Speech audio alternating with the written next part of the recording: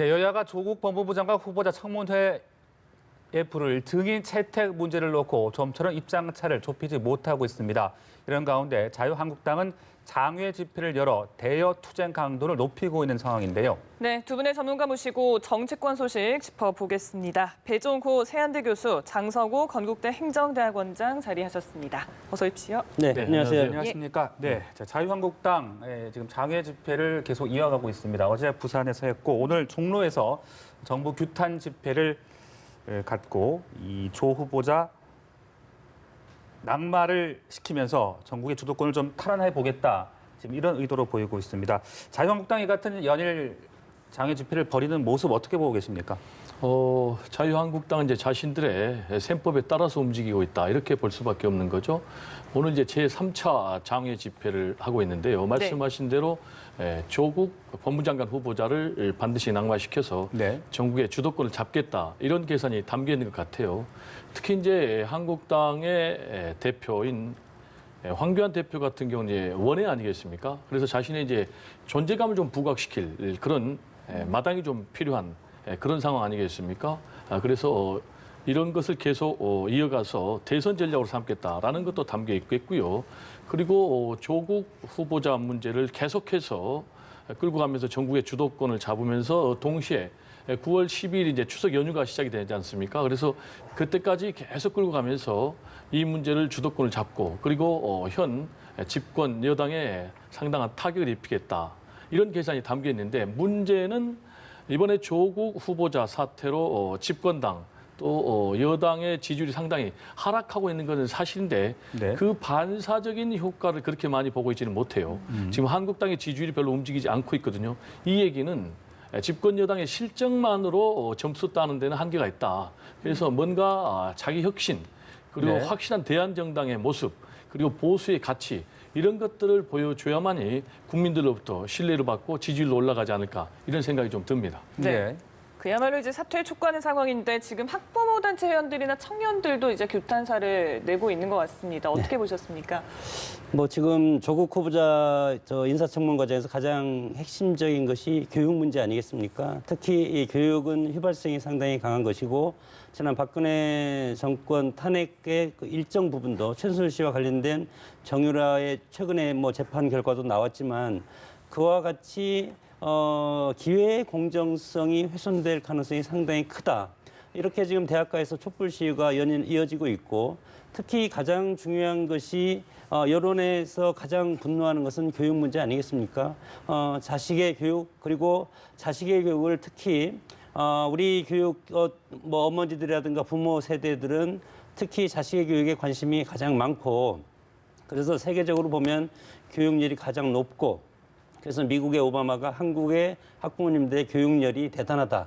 이런 것들을 수시로 얘기한 적이 있지 않습니까? 이런 차원에서 지금 조국 후보자의 그 딸 문제 이런 것들이 지금 청문회의 가장 핵심적인 이슈이기 때문에 야당 입장에서는 이것을 국민들한테 가급적 극대화시켜서 이것을 여론적인 그리고 정치적인 이득을 보겠다는 겁니다. 그래서 한국당의 현재 여러 가지 광장의 정치의 어떤 추이를 보면 이슈와 지역과 큰 지역 그리고 국민과 같이 엮어내는 그런 전략을 쓰고 있는 것이 아닌가.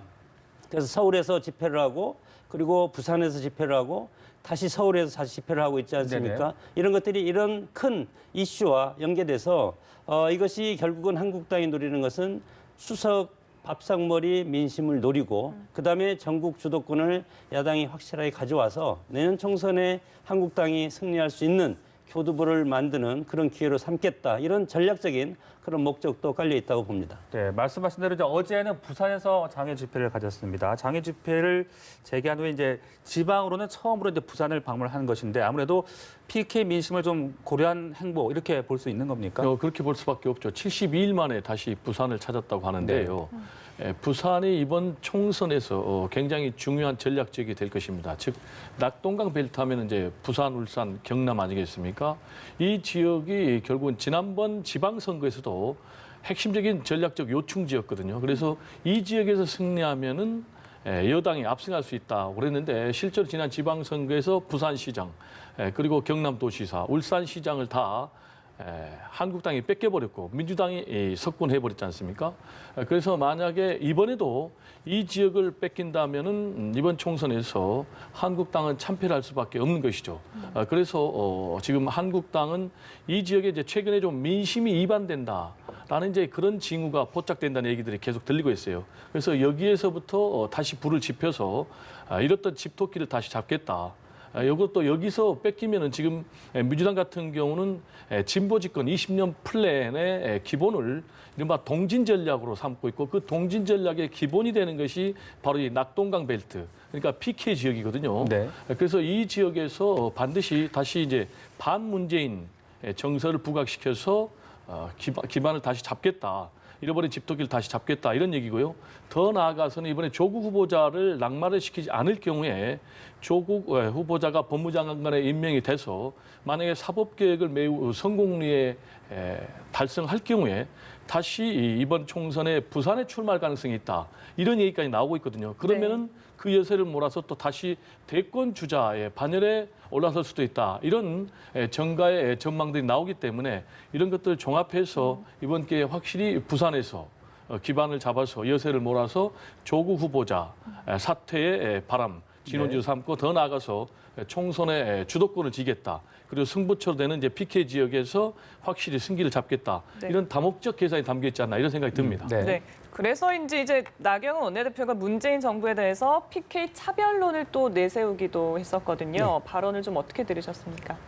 우리 정치의 이제 지역주의 정치가 아직도 살아있는 것이 아닌가 이렇게 생각이 드는 것이 우리 정치를 지금 비판하는 것이 개파 보수주의, 보수 정치라고 해서 역대 뭐 김영삼, 김대중 뭐 이런 식으로 해서 정치 보수들을 중심으로 해서 지역주의 그리고 이제 JP 김종필 전 총리 이런 식으로 해서 지역주의 정치가 횡행을 했었는데 정치인들이 이것을 선거 때만 되면 또 이용을 하고 가장 중요한 것은 이슈를 선점하고 그리고 예를 들어서 이데올로기를 보수와 진보로 나누고 그리고 지역을 나누고 그리고 지역과 혈연 이렇게 해서 연고주의를 호소를 하면 정치인들이 가장 효과적으로 표를 결집할 수 있는 겁니다.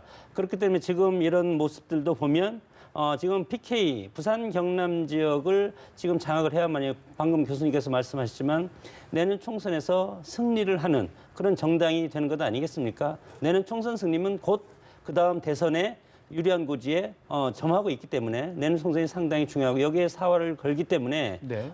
개파 보수주의뿐만 아니고 지역주의 정치가 다시 살아나고 있다고 봅니다. 과거에 부산 경남은 YS 김영삼 전 대통령이 정치적인 아성이었고 그리고 광주 전남은 김대중 전 대통령의 지지 기반이었고 그리고 PK나 대구 경북은 박정희 전 대통령을 비롯한 보수의 어떤 아성 아니었습니까? 이런 것들이 정권이 바뀌면서 약간 흐트러져서 지금 부산 경남은 지금 백중세를 가고 있기 때문에 이것을 다음 총선을 기점으로 해서 뺏어오는 쪽이 상당히 총선에 승리할 가능성이 상당히 크기 때문에 지금 PK 역차별론을 지금 내세우고 있는데 과거에 김대중 대통령이 당선됐을 때 DJ 역차별, 호남 역차별론이 상당히 퍼져가지고 호남 지역의 분들이 상당히 위축되고 실망하는 그런 경우가 있었습니다. 그러나 정치가 어느 특정 자신들의 지지 세력이라든가 지지 기반을 등에 업고 당선을 하면 그 지역을 위해서 일할 수 있고 그 지역의 인재를 등용할 수 있는 것이 저는 당연한 그런 모습이라고 생각을 하기 때문에 나경원 대표의 이런 모습 이것은 한국당이 민주당 정부한테 지금 비난할 수 있는 그런 뭐 효과적인 그런 소재라고 생각합니다. 제가 네. 이제 이걸 좀 첨언을 하고 싶은데요. 네. 이거는 이제 굉장히 부적절한 발언입니다. 우리가 과거 이 만국적인 지역 감정 때문에 얼마나 온 국민들이 큰 피해를 입었지 않습니까? 특히 이제 과거에는 우리가 정치사적으로 쭉 잘 알지만은 박정희 유신 정권 이래로 그리고 신군부 독재 정권 이래로 사실은 지역 차별이 계속 이어져 가지고 비영남 특히 이제 호남 출신에 대한 차별이 굉장히 많았지 않습니까? 그래서 김대중 노무현 그리고 문재인 대통령이 이어지면서 이 지역 차별을 없애기 위해서 굉장히 노력했는데 지금 이제 문재인 정부는 대통령이 부산 출신 아닙니까?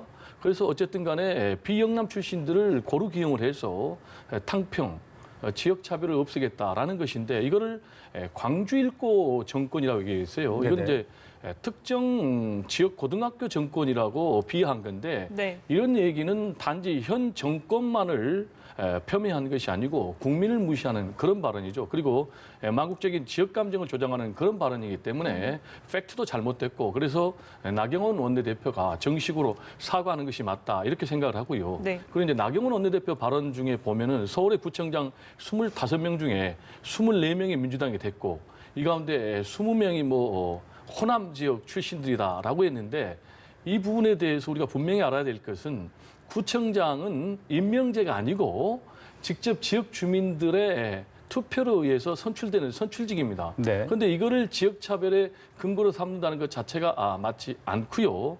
그리고 지금 서울의 구청장 선거 가운데 24개를 민주당에 내주고 한국당이 단 1개밖에 차지하지 못했다면 그 부분에 대해서 반성을 하고 오히려 미래에 새로운 활로를 찾는 것이 맞다고 보고요. 나경원 원내대표가 앞으로 나라를 이끌어갈 그런 큰 지도자의 꿈을 꾸고 있는 것으로 알고 있는데 그렇다면은 그런 미래의 꿈에 맞는 행보를 해야 되고 따라서 이번 기회에 정식으로 이런 잘못된 발언에 대해서는 사과를 하는 것이 본인의 미래 행보에 맞다. 저는 이렇게 생각을 합니다. 네. 뭐 저는 뭐 정치인들의 이런 지역 감정 조장 뭐 할 수 있다고 봅니다. 뭐 어느 나라든지 자기 지역을 사랑하는 것들이 정치, 자기 지역을 사랑해야만 국가도 사랑하고 그렇지 않습니까? 그러나 우리 정치가 너무 쉽게 정치를 한다. 네. 노력하지 않고 공부하지 않고 쉽게 자기 표를 끌어모으고 진영 논리로 가는 것이 가장 효과적으로 정치인들이 싸우는 것이 아니라 화두를 던지면 국민들끼리 유권자끼리 싸우는 겁니다. 전라도, 경상도, 충청도 이런 식으로 해서 그동안 정치를 해온 이런 악습이죠. 이런 정치 문화가 아직까지 자리 잡고 있고 이런 것들이 21세기 4차 산업혁명 시대가 됨에도 불구하고 가장 손쉽게 자신들의 지지 기반을 확보하고 이분시키는 그런 전략을 우리 정치권이 쓰고 있는 것이 문제라고 생각하고 네.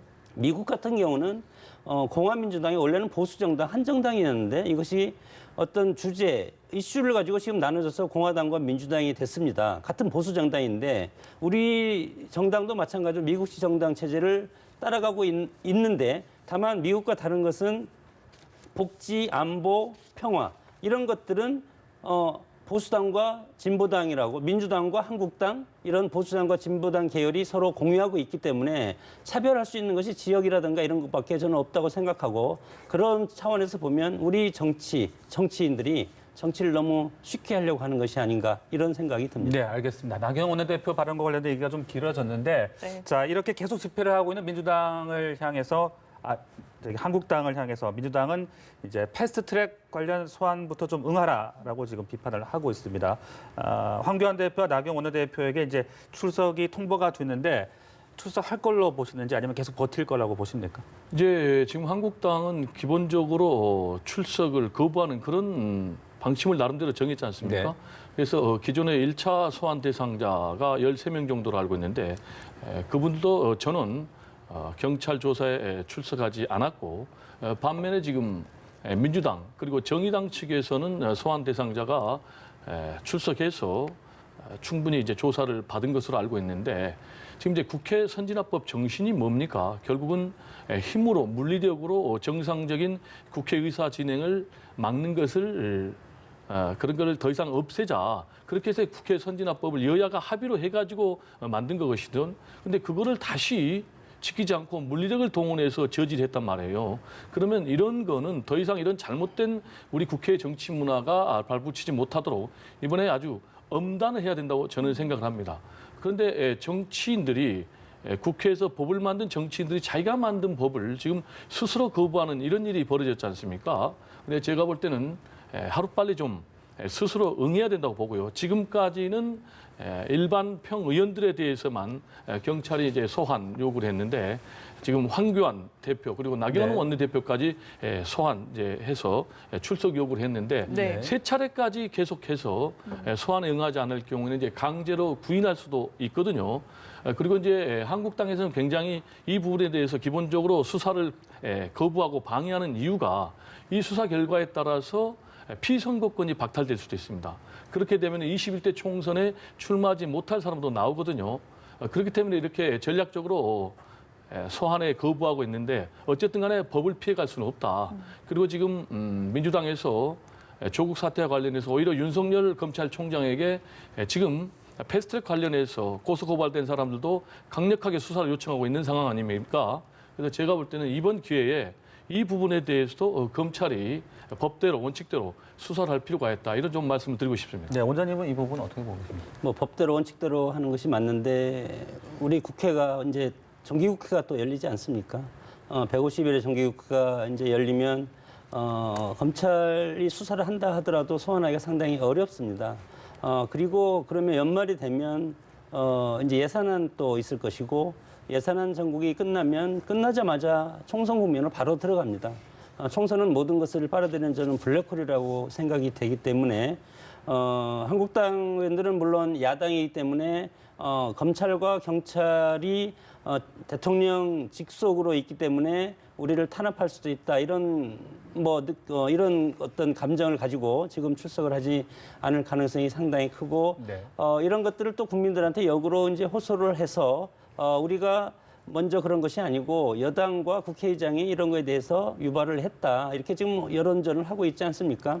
그렇기 때문에 이런 것들이 과거 예를 보면 민주당이 야당일 때도 보면 마찬가지로 야당은 검찰이라든가 경찰에서 출두 요청을 하면 거의 가지 않은 경우가 상당히 이제 많은데 물론 이제 뭐 새로운 국회가 되면서 자진 출두 형식으로 해서 많이 가고 있는데 지금 상황을 보면 상당히 어려운 것이 아닌가 이런 생각이 들고 결국은 정치적 쟁점이 지금 너무 많이 쏟아지고 있지 않습니까?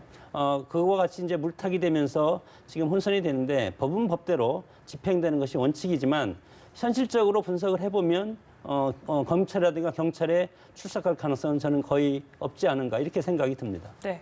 자, 이제 조국 후보자 청문회 얘기도 좀 나눠보겠습니다. 다음 달 2일이면 이제 모레잖아요. 근데 가족 증인 채택 문제를 놓고 지금 팽팽한 기싸움을 이어가고 있는데 주말 동안 좀 극적인 합의가 이루어질 수 있을 거라고 보세요?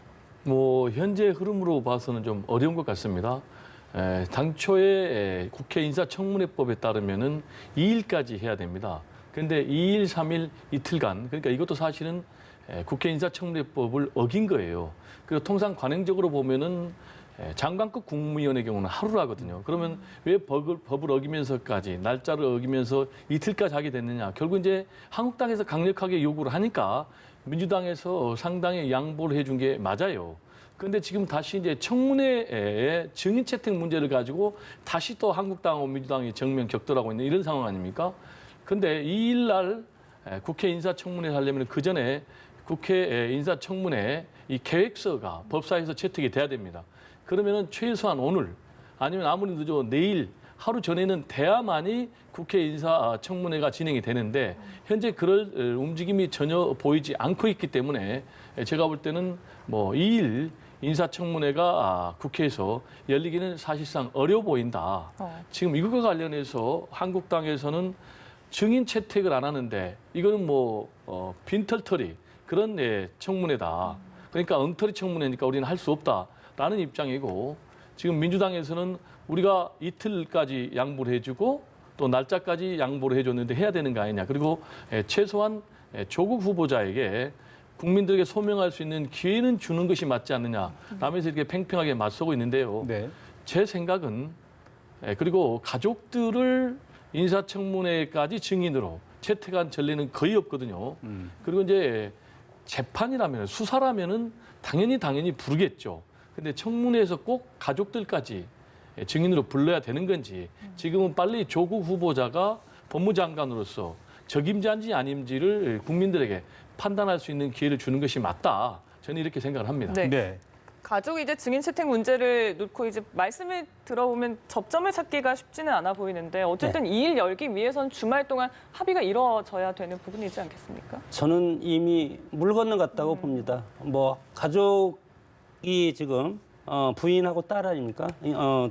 청문회에 가족 출석이 결정된다 하더라도 청문 5일 전에 이 청문회 출석하려는 출석 통지서가 도착을 해야만이 강제 소환이 할 수가 있는데 네. 만약에 증인 채택이 된다고 하더라도 5일이 전에 출석 통지를 받지 못하면 나올 의무가 없습니다. 이런 상황 때문에 한국당이 만약에 여당과 야당이 합의를 한다 하더라도 청문회에 나올 가능성이 없기 때문에 이것에 대해서 의도적으로 서로 이것에 대해서 야당 같은 경우는 이것을 파행으로 끌고 갈 가능성이 상당히 커졌다. 이런 상황에서 봤을 때는 결국은 대통령이 마지막에 조국 후보를 임명하냐 안 하냐.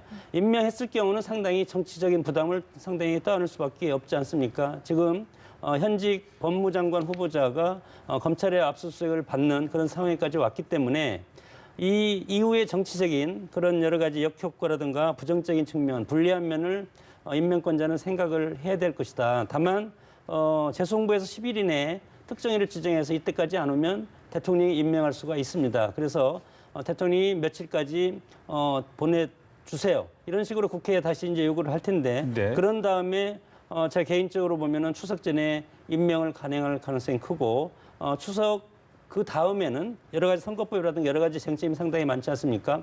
국면 전환을 시도할 가능성이 상당히 큰데 결국은 이런 것들이 정치적 쟁점으로 계속 부풀려지면은 모든 것들은 민주당과 청와대 대통령이 이것을 이제 감당해서 이제 브로킹을 해야 되는데 그런 것들이 짐이 점점 더 커지면 어느 순간 이것이 정말 큰 짐으로 다가올 가능성이 있기 때문에 민주당 특히 정치의 전위대가 되는 민주당이 야당인 한국당을 설득해서 이런 것들을 조화롭게 이끌어내는 그런 정치력이 상당히 필요하고 이런 것들이 문재인 정부의 부담을 덜어주는 그런 역할을 한다고 봅니다. 네, 이제 물리적으로 2일 열기는 상당히 힘든 상황이다 이런 말씀이셨고 이제 민주당과 한국당은 서로 내탁 공방을 하고 있습니다. 그런데 이제 일부 분석을 보면은 결과적으로 민주당과 한국당 두 당 모두 열지 않거나 오히려 연기하는 그런 것을 의도하고 있다 이런 분석들도 있더라고요. 그 부분은 어떻게 보십니까? 이제 뭐 서로 셈법이 전혀 다른 네. 거죠. 입장이 다르니까요. 한국당은 절대 낙마고 그리고 민주당은 절대 사수죠. 지금 한치도 물러서지 않고 있지 않습니까? 한국당은 어떻게든지 조국 후보자 인사청문회를 계속 지연시켜서 추석 연휴 때까지 그래서 추석 밥상머리 민심의 주요 화제로 삼아서 주도권을 잡겠다. 이런 계산이 있고 반면에 지금 민주당은 빨리 열어라. 청문회를 열어서 시시비비를 가려야 되는 건 아니냐. 결정적인 의혹이라든지 뭐 낙마시킬 만한 그런 흠결이 없기 때문에 청문회를 통과하면은 충분히 임명도 가능하고 그리고 여론도 반전이 가능하다. 이런 계산이 담겨 있어요. 특히 이제 한국당의 경우는 조국 후보자 하면은 어쨌든 간에 현 문재인 정부의 상징 아니겠습니까? 사법개혁의 상징인데 만약에 문재인 정부의 이 개혁 상징인 조국 후보자가 낙마할 경우에 문재인 정권의 도덕성에 상당한 타격을 입힐 수 있다. 그리고 문재인 대통령이 핵심적으로 추진하고 있는 개혁 정책, 그러니까 사법개혁, 검찰개혁이죠. 구체적으로 이제 검경 수사권 조정, 그리고 고위공직자 범죄 수사처 건설이죠. 설립이죠. 이 부분을 또 무산시킬 수가 있다. 그렇게 되면은 문재인 대통령의 집권 3년 차에 상당히 타격을 입히면서 총선의 주도권을 잡고 더 나아가서 대선에 유리한 발판을 만들 수도 있다. 이런 계산이 담겨 있고요.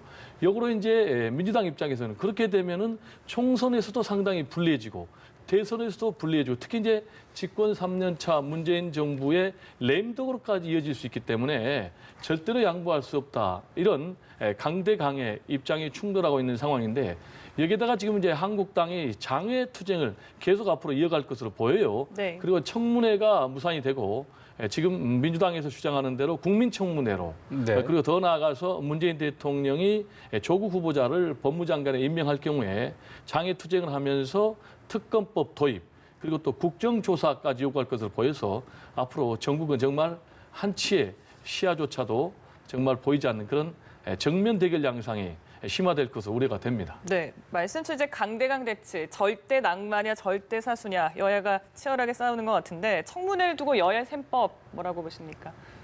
길게 갈수록 좋은 쪽이 한국당이고 이것을 빨리 끝내고 생산적인 그리고 정책적으로 흐르는 것이 집권 여당 민주당이 유리한 국면 아니겠습니까? 야당이 특별히 국민들한테 점수달 부분이 야당은 숙명적으로 집권 여당과 청와대 대통령을 견제해야만이 본질적인 기능에 충실하고 그리고 대한정당으로서 국민들이 인정을 해주는 부분인데 그런 것들을 보여주는 것이 상당히 어렵다. 그런 어떤 장면이었기 때문에 민주당 입장에서는 이것을 합의하지 않을 겁니다. 끝까지 끌고 와서 대통령이 임명하게 만들고 그리고 대통령이 임명을 하게 되면 그거에 대해서 또 장외투쟁을 계속 하면서 한국당의 존재와 그리고 여당의 실정 그리고 이런 잘못된 국정 난맥상 이런 것들을 계속하는 국면을 길게 가지고 가면서 선거에 대비하는 그런 전략을 쓸 수밖에 없는 것이 야당의 숙명 아니겠습니까? 그런 차원에서 봤을 때 여당은 빨리 이것을 국민청문회를 카드를 열어서 빨리 끝내고 싶은 것이고 국면전을 하고 싶은 건데 야당도 집권 경험을 해봤기 때문에 그런 것을 다 서로 아는 것들이 정치인들이 지금 보여주고 있는 것인데 이런 차원에서 봤을 때 여당과 야당의 속셈은 내년 총선에 있고 총선 끝나고 대선에 있기 때문에 네. 지리하게 상대방의 잘못된 것을 국민들한테 계속 비난하면서 국민들한테 우리가 잘했다 이런 식으로 선거 어떻게 보면은 유권자로 국민들을 생각하는 그런 오버랩된 방송을 계속 할 가능성이 크다고 봅니다. 네. 자, 그렇다면 만일 청문회가 무산이 된다라고 했을 때 문재인 대통령이 임명을 할 것이냐 그 여부 그리고 또 이 청문 보고서 재송부 요청 기한을 좀 짧게 잡는다고 한다면 해외 순방 중에도 임명할 가능성도 없지 않지 않습니까? 그렇다면 임명 여부 또 임명 시기 어떻게 좀 전망해 볼 수 있겠습니까? 말씀하신 대로 이제 모든 가능성이 열려 있는데요. 일단은 임명하는 쪽으로 무게중심이 가 있는 것으로 보입니다. 다만 조국 후보자에 대한 부정적인 여론도 굉장히 만만치 않기 때문에 마지막 임명 전에 어떻게든지 청문회를 할 것으로 보이고요. 만약에 국회 청문회가 성사되지 않는다면은 민주당에서 주장하는 국민청문회라는 형식을 통해서라도 조국 후보자가 의혹 부분에 대해서 직접 국민들에게 해명하는 그런 기회를 반드시 가질 것이고요. 그리고 경쟁을 한다면 그 이후에 국민 여론을 봐서 문재인 대통령이 고심 끝에 최종적으로 결정을 할 것이다. 이렇게 보이고요. 지금 이제 국회 인사청문회법에 따르면은 청와대에서 국회에 인사청문회를 요청한 지 20일 안에 인사청문회를 열어야 되고요. 20일 안에 열지 못하면은 다시 10일 이내에 특정 기간을 정해서 재송부를 요청을 하고 그래도 해주지 않을 경우에는 대통령이 임명을 할 수가 있습니다. 그러면 그 날이 이제 9월 2일이기 때문에 문재인 대통령은 9월 3일 날 오전에 재송부 여부를 결정을 한다고 그래요. 네. 그런데 재송부를 하게 될 경우에는 말씀하신 대로 짧게 잡으면은 3일에서 5일 내지는 6일 이렇게 잡으면은 이때가 동남아 3개국 해외 순방 기간이거든요. 그렇습니다. 그러면 그 기간에 전자결제 방식으로 조국 후보자를 임명을 할 가능성이 하나가 있고요. 네네. 그다음에 제가 말씀드린 대로 그렇게 상당히 긴박하게 밀어붙일 경우에 여론의 역풍에 직면할 수도 있다. 이렇게 판단하면은 좀 더 시간을 길게 잡을 것으로 보이고요. 그러나 어쨌든 지금 전체적으로 보면 임명하는 그런 쪽에 무게중심이 가 있기 때문에 임명한다면 아무리 늦어도 추석 연휴가 시작되는 12일 이전 네. 그리고 구체적으로 얘기하면은 10일 날 국무회의가 지금 잡혀 있거든요. 일반적으로 매주 화요일 날 하니까 그래서 10일 국무회의 이전에 그러니까 늦어도 9일 정도에는 임명을 해서 10일 국무회의에는 참석을 하는 그런 스케줄을 문재인 대통령이 지금 갖고 네. 있지 않나 이렇게 좀 분석이 됩니다. 네, 순방 중에 임명하느냐 아니면은 순방 후 돌아와서 추석 전에 임명하느냐 이제 이렇게 설명해 주셨는데 원장님 생각도 듣고 싶습니다. 저도 임명을 하지 않을까 이렇게 생각이 드는데 네.